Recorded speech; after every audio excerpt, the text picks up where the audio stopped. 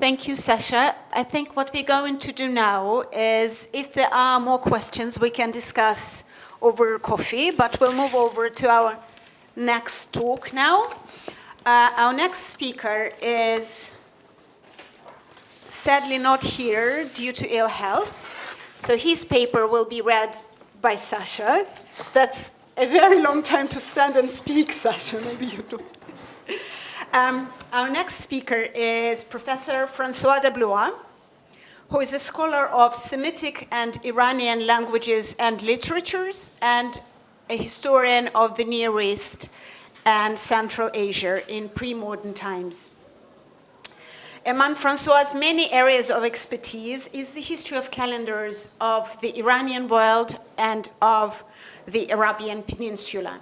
His most recent publications include the 2018 book, Studies in the Chronology of the Bactrian Documents from Northern Afghanistan, co-authored with Nicholas Sims-Williams, and an article on the ancient calendar at Mecca and the origin of the Islamic calendar, published in the volume Calendars in the Making, edited by Sacha. François' topic today is calendars in the ancient and medieval Iranian world, coexistence and competition, presented by Sacha. Okay, so sorry to be here again. This is not my talk, so I'll take no responsibility for it, but François is a very eminent colleague of ours, unfortunately is not well and unable to attend today, but he sent in his paper. Is he actually? He's there, I think. No, yeah. We have 3 participants, which means Andreas, François, and us. Okay, all right. Good. So I'll read the paper as best as I can, and we can have a bit of a discussion afterwards. I don't know if François himself will be there or able to take questions, but I've been in conversation with François about the contents of this paper for years, I would even say decades. So, you know, I think we can have some sort of conversation about this paper on our own, even if François is not with us.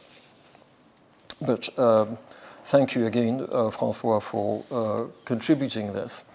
So the title of the paper is Calendars in the Ancient and Medieval Iranian World, Coexistence and Competition. Calendars have a long history. The oldest written evidence for mathematically based systems of timekeeping are from the 3rd millennium BCE in the Near East. From the beginning, we can observe 2 types of calendars in this area, which we call the Babylonian type and the Egyptian type. Let's look at each of these separately. The Babylonian calendar is lunisolar. That means it keeps track both of the monthly rotation of the moon around the Earth and of the apparent annual rotation of the sun around the zodiac. Its principles are the same as those as other lunisolar calendars of the ancient world, whether in Greece or India or China or other places. Every month begins with the sighting of the new crescent in the evening sky and ends with the next sighting of the new crescent. The length of the true synodic month is a bit more than 29.5 days. This means that the crescent moon will normally reappear after 29 or 30 days, though sighting can be delayed by adverse weather conditions. 12 lunar months total about 354 days, about 11 days short of the tropical or sidereal year. This difference is compensated by inserting a 13th month every 2 or 3 years. For most of their history, the Babylonians had a purely empirical system of intercalation. The spring and summer equinoxes were defined by some physical criterion. It could be the ripening of certain crops or the appearance of certain astronomical phenomena. If these events had not happened when due, a 13th month was inserted ad hoc. But by about the 6th century BCE, the Babylonians discovered that the length of the year could be regulated by adding 7 months in the course of every 19 years, with a fixed distribution of the 7 intercalated months within a 19-year cycle. At about the same time, the Greeks discovered that instead of having to look for the moon every year, they could use months alternating between 29 and 30 days and inserting just 1 extra day 11 times in 30 years. With these 2 corrections, you have a calendar accurately aligned both with the lunar month and with the solar year. The Egyptian calendar worked completely differently. The year was divided into 12 months of 30 days each, followed by 5 monthless days, the so-called epagomenai, giving 365 days exactly. This is about a quarter of a day short of the solar year, and no attempt was made to correct this discrepancy. The beginning of the year moves forward by just 1 day every 4 years, a difference barely noticeable in a human lifetime, but one that becomes obvious in a longer historical perspective. The Egyptian calendar, with its vague year of 365 years, proved particularly attractive to astronomers.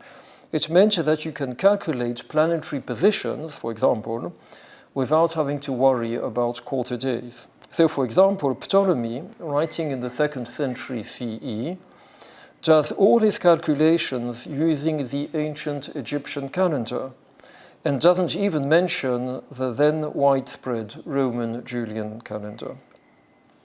However, in real day-to-day life, the Egyptians in the Roman period altered their calendar by inserting a 6th epagomena every 4 years, bringing their calendar in line with the Julian calendar. This is a late Egyptian or Coptic calendar. In this presentation, I shall be talking about calendars in the ancient and medieval Iranian world, focusing on 2 periods. First, the time of the Old Persian Achaemenid Empire in the 6th century BCE, and then on the early Islamic period from the 7th century onwards. The Achaemenid Empire, at its greatest extent, ruled an enormous realm, from Libya to the gates of India. From this vast realm, we possess many documents in different languages, and these contain dates expressed in various calendrical systems. The most widespread of these is the Babylonian lunisolar calendar. We have Babylonia-style dates with the Babylonian month names in Babylonian and Aramaic documents, with Elamite month names in Elamite documents, and with Old Persian month names in one Old Persian inscription. Despite the different month names, these datings are all synchronized with one another, even as far as the intercalation cycle is concerned. So these are not 3 different calendars, but the same late Babylonian calendar with different names of the month. From the Achaemenid province of Egypt, we have documents using the Egyptian calendar and the Egyptian month names. These are the 2 calendars used in official documents of the Achaemenid state. But alongside these, we can observe a very different calendrical system.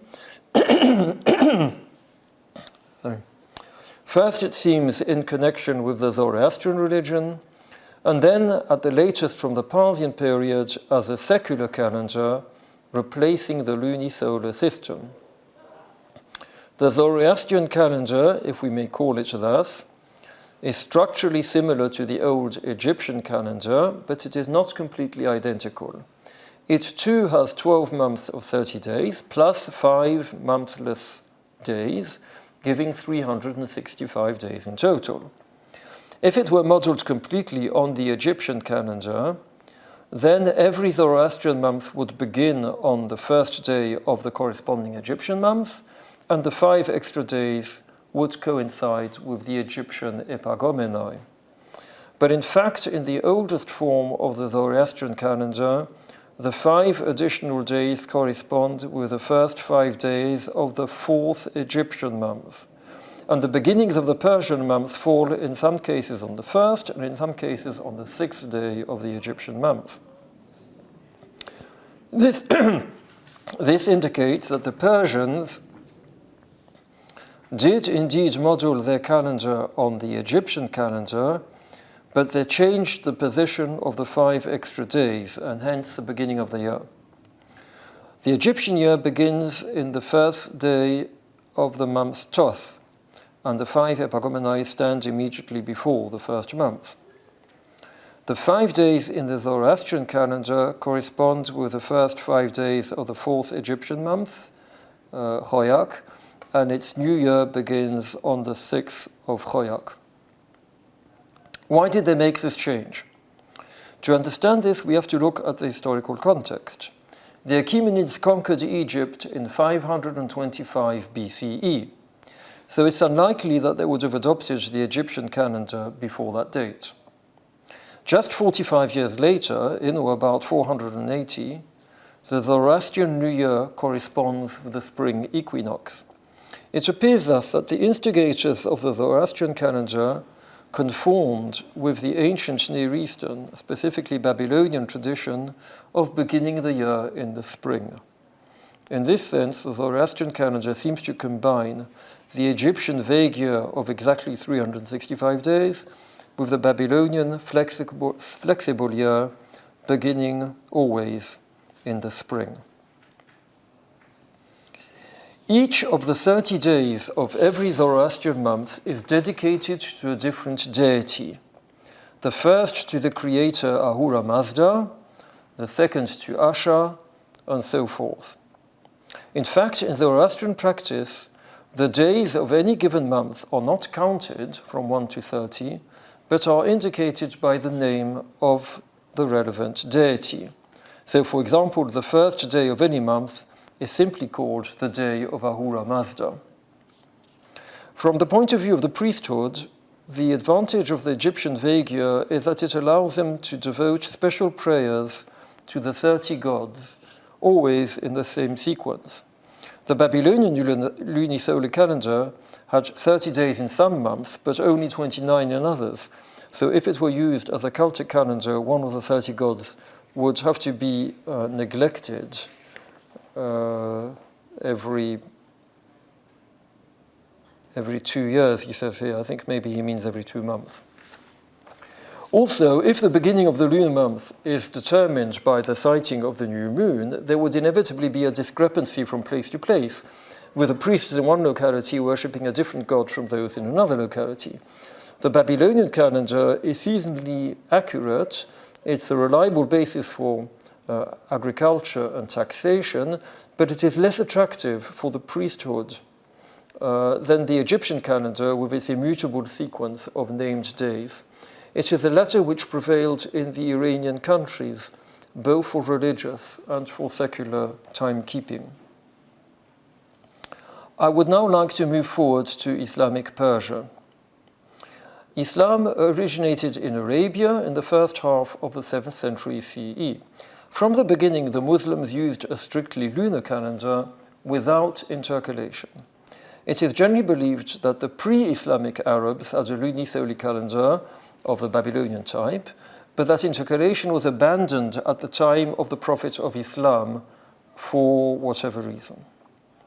As mentioned, 12 lunar months amount to about 354 days, about 11 days short of the solar year.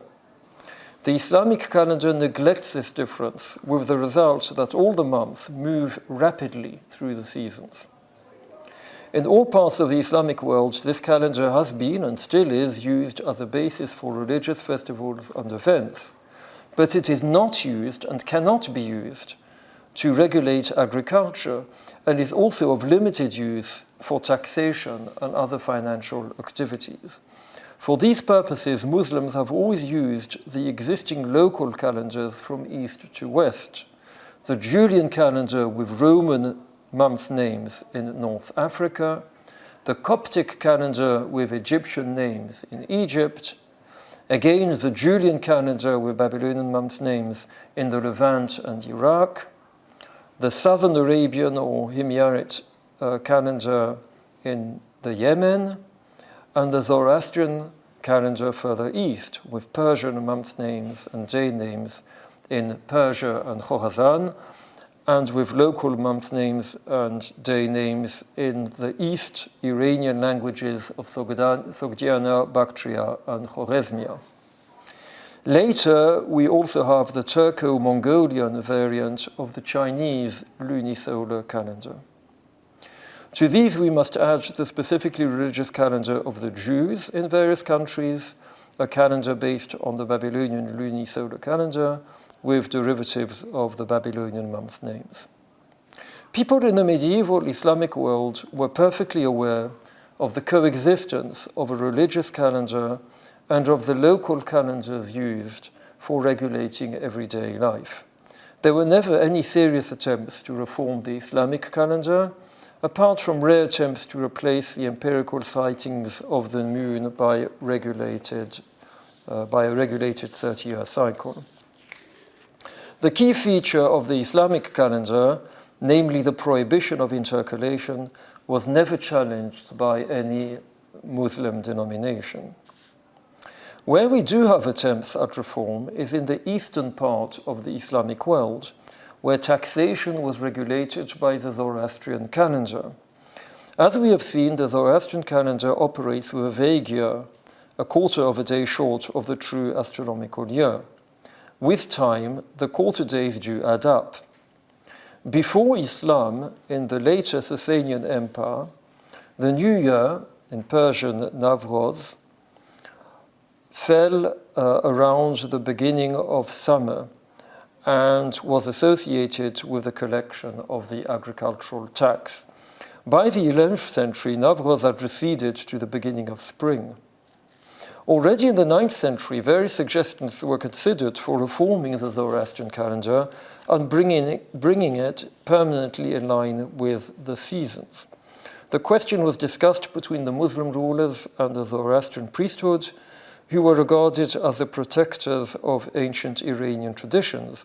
But the priesthood refused to go along with this, since any reform of the Zoroastrian calendar would inevitably upset the fixed cycle of prayers. Eventually, the Seljuk ruler Jalal Abdin Malik Shah decided to ignore the Zoroastrian priests and fix the calendar with the help of professional astronomers. In the year 1079, the Jalali calendar was launched. It retained the traditional 30-day month and 5-day epagomenai, but added a 6th epagomenal day about every 4 years, thus fixing Navroz permanently to the spring equinox. The Jalali calendar is subsequently mentioned now and then in astronomical books and very rarely in inscriptions, but it is clear that it never found wide acceptance. The Zoroastrians continued to use their traditional vague year.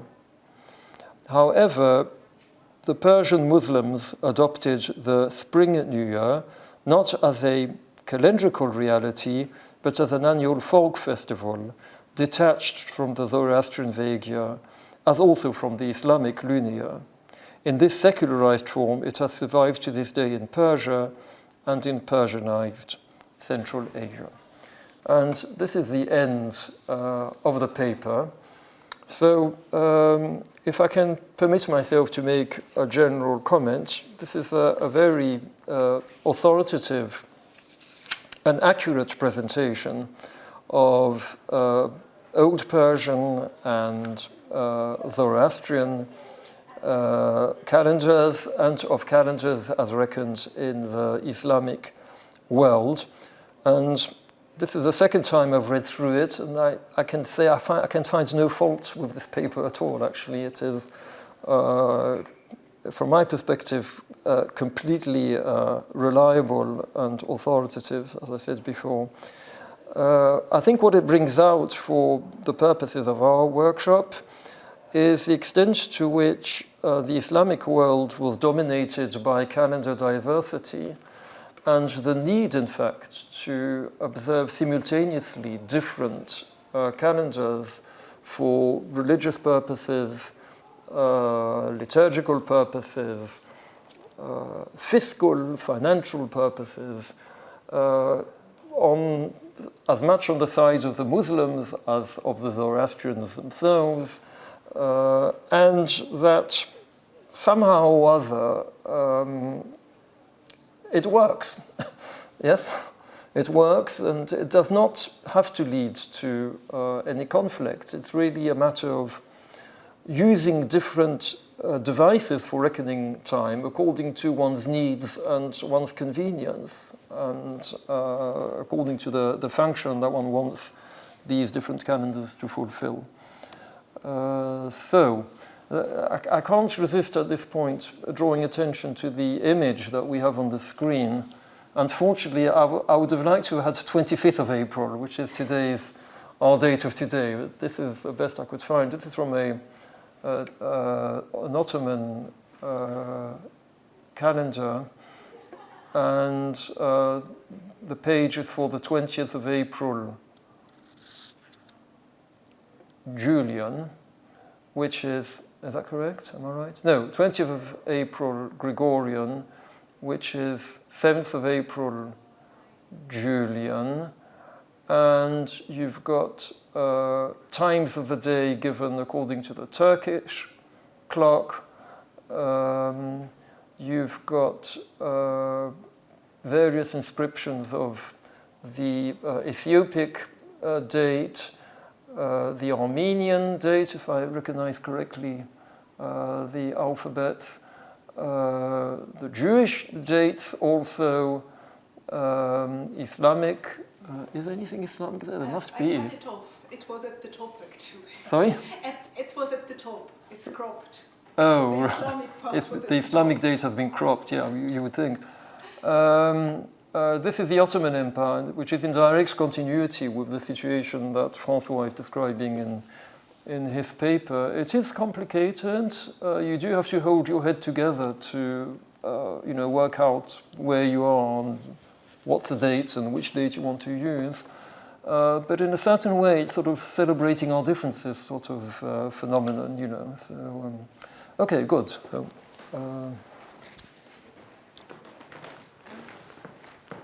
Thank you very much, François, for sending in your paper, and thank you very much, Sacha, for reading it and for adding to it. We have a little bit of time for a question or two, and then we can move to coffee and snacks. Any questions?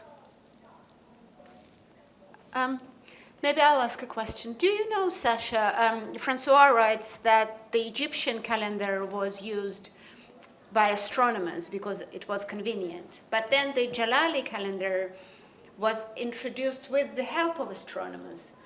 Did they start using the Jalali calendar for astronomical calculations, or having helped to institute it, they actually continued to use the Egyptian calendar? You said the Jalali? Yeah. Yeah. So the Jalali calendar appears in tables. When you have these